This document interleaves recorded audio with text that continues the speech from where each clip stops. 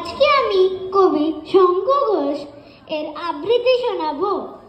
আবৃত্তির নাম হচ্ছে মিথ্যে কথা।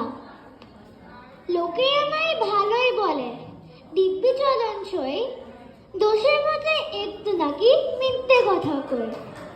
ঘাটছি রাতে যাওয়ার পথে ট্রেন ছুটেছে যখন, মার কাছে বাবার কাছে করছি বকম বকম। হঠাৎ দেখি মাঠের মধ্যে চলন্ত সব গাছে এক এক রকম ভঙ্গি পুঁতে এক এক রকম নাচে। ও মা, দেখো নৃত্যনাট্য।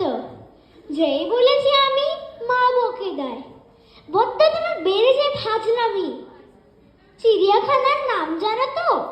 আমার সেজমেশ্বর। আদর করে দেখিয়েছিলেন পশুরাজের কেশর। কদিন পরে চুন কষানো দেওয়াল জুড়ে এ কি ঠিক অবিকল সেই রকম যেন মূর্তি দেখি।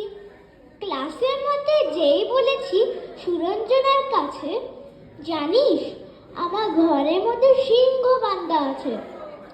শুনতে পেয়ে দিদিমণি অমনি বলেন, শোনো, এসব কথা না শুনি কখনো।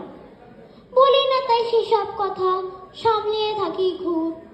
কিন্তু সেদিন হয়েছে কি এমনই বেয়াকুব, আকাশ পারে আবারও চোখ গিয়েছে আটকিয়ে। শরৎ মেঘে দেখতে পেলাম রবীন্দ্রনাথকে। ধন্যবাদ।